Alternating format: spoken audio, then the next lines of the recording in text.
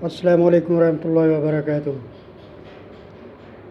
नाज़रीन किराम, सामीन किराम, उम्मीद करता हूँ आप सब लोग खैरियत से होंगे और मेरी दुआ है अल्लाह ताला से कि अल्लाह ताला की ज़ात हम सब पे, हमारे मुल्क पे, दुनिया पे अपनी रहमतों का निशावर करे और अपने महबूब हज़रत मोहम्मद मुस्तफ़ा सल्लल्लाहु अलैहि वसल्लम के सदक़े सब इंसान बनी नौ इंसान पे रहमत फरमाए। गुजारिश करूँगा अतिउल्लाह व अतिउर रसूल की, जिसकी हमें अपनी ज़िंदगियों में, इस माशरे में, दुनिया में बहुत ज़रूरत है। इसको फॉलो करना चाहिए। Follow the way of Allah and रसूल लास्ट मैसेंजर हज़रत मोहम्मद मुस्तफ़ा सल्लल्लाहु अलैहि वसल्लम। नाज़रीन किराम, सामिन किराम, आपका शुक्रगुज़ार हूँ। आप मुझे सब्सक्राइब करते हैं, व्यू करते हैं, लाइक करते हैं। आपकी एप्रिसिएशन और अपनी दुआओं में मुझे याद रखिएगा।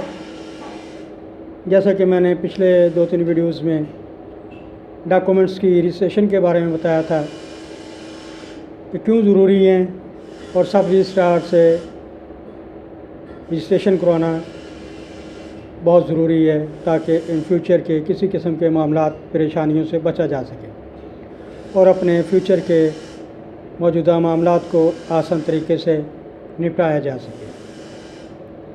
तो नाज़रीन किराम, उसी सिलसिले की कड़ी है रजिस्ट्रेशन एक्ट के तहत कि किन कागज़ात को रजिस्टर्ड करवाना कोई ज़रूरी नहीं है, लाजमी नहीं है। मैं वो बताऊंगा दस्तावेज़ात जिनकी रजिस्ट्री लाजमी नहीं है। तो रजिस्ट्रेशन एक्ट हमारी इस सिलसिले में रहनुमाई करता है।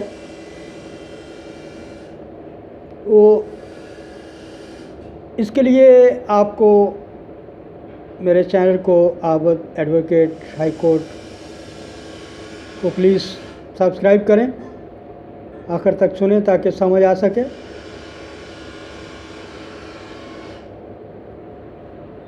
अब आइए अपने असल टॉपिक की तरफ कि कौन से डॉक्यूमेंट्स हैं जिनकी हमें रजिस्ट्रेशन करवाने की ज़रूरत नहीं है। वो मैं बताऊंगा documents of which registration is not compulsory. Number पहले कंपोजिशन डीड है, मिसालेट डीड है, instruments which relate to share in joint stock companies हैं। Number 3 debentures which is issued by joint stock companies, endorsement upon और transfer of debentures. Number 5 document which does not create, declare, assign, limit or extinguish right, title or interest of value of 100 rupees and upwards. Number 6 decree or order of court. Number 7 इसमें आ जाएं आपको ये जो मैंने बयान किए हैं, grant of immovable property by government, instrument of partitions, order which grants loan under land improvement loans act.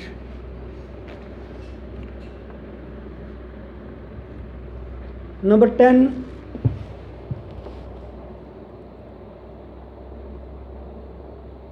instruments of collateral security. Number 11 order which grants agriculture loan order which grants agricultural loan. Number 12 endorsement on mortgage deed. Number 13 certificate of sale. Number 14 counterpart of lease. ये 14-15 किस्म के documents हैं as per registration act, जिनकी registration ज़रूरी नहीं है, जो register के लिए लाजमी नहीं है कि इनकी रजिस्ट्रेशन करवाई जाए। दोबारा रिपीट करूँगा आपसे कि मुसालतनामा या दस्तावेज़ात मुसालत کسی کیس کے دوران کسی ایشو میں مصالحت نامے کی رجسٹریشن کی ضرورت نہیں ہے۔ وہ دستاویزات جو مشترکہ سرمایہ کی کمپنی کے حصص کے حوالے سے ہوتے ہیں، شیئرز کے حوالے سے ہوتی ہیں، ان کی رجسٹریشن ضروری نہیں ہے۔ کفالت جیسے مشترکہ سرمایہ کی کمپنی جاری کرتی ہے، اس کفالت پر تحریر یا تصدیق ظاہری یا اس کفالت کی منتقلی ٹرانسفر، یعنی جس کفالت کو مشترکہ سرمایہ کمپنی جاری کرتی ہے اس کی بھی رجسٹریشن ضروری نہیں ہے۔ ایسی دستاویزات جو 100 روپے یا اس سے زیادہ کی ہیں اور حق استحقاق یا مفاد کو پیدا کرتی ہیں، اعلان تفویض محدود یا ختم نہیں کرتی ہیں۔ اس کے بعد ہے کہ عدالت اگر کوئی ڈگری آرڈر ایشو کرتی ہے تو اس کو رجسٹریشن کروانے کی، اس کی رجسٹرڈ کروانے کی ضرورت نہیں ہے۔ اس کے بعد آ جائیں حکومت کی جانب سے غیر منقولہ جائیداد کا عطیہ غریب لوگوں کو بعض حکومتیں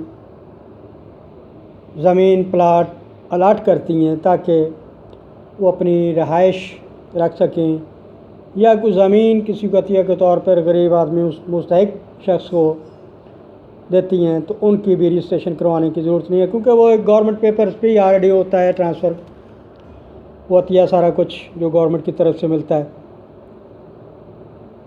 تقسیم نامہ یا دستاویز تقسیم یعنی کہ پارٹیشن، بٹوارہ جس کو بولتے ہیں،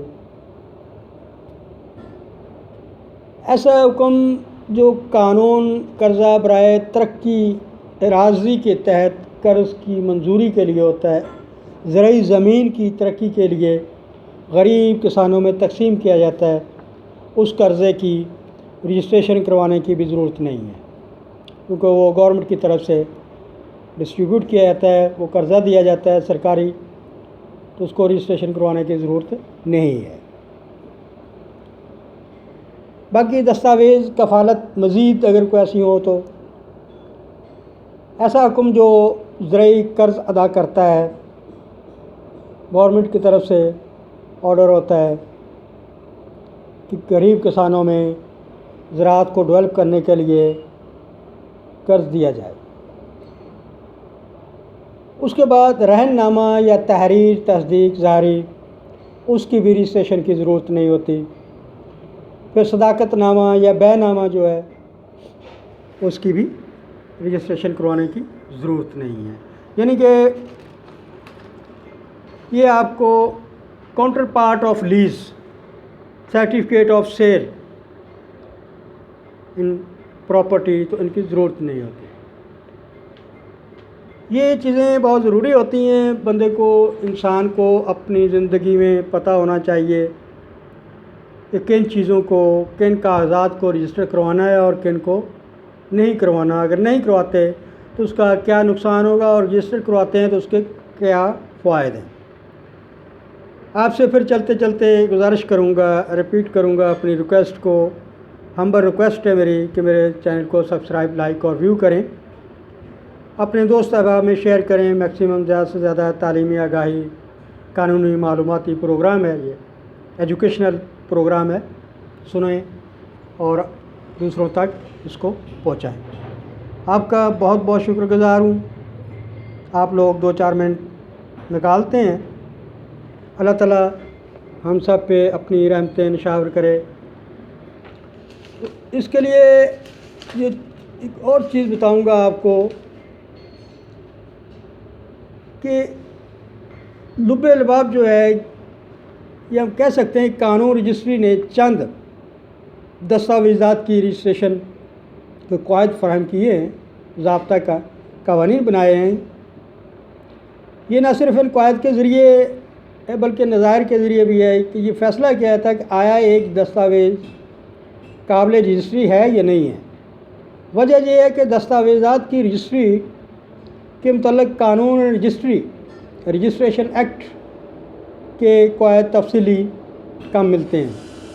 اس لیے جہاں تک دستاویزات کی رجسٹری کا تعلق ہے، بعض اوقات نظائر سے رہنمائی حاصل کرتے ہیں، تو یہ پریسیڈنٹس مین نظائر جو پہلی عدالتوں کے فیصلہ جات ہیں ان کو پریسیڈنٹس یا نظائر بولتے ہیں قانون کی نظر میں، تو بعض اوقات ان کا سہارا بھی لیا جاتا ہے کہ یہ ڈاکومنٹ چیک کریں بھی یہ رجسٹر کروانا چاہیے یا نہیں کروانا چاہیے۔ شکر گزار ہوں آپ لوگوں کا، بہت بہت شکریہ، تھینک یو ویری مچ، اپنا خیال رکھیے گا، اللہ حافظ۔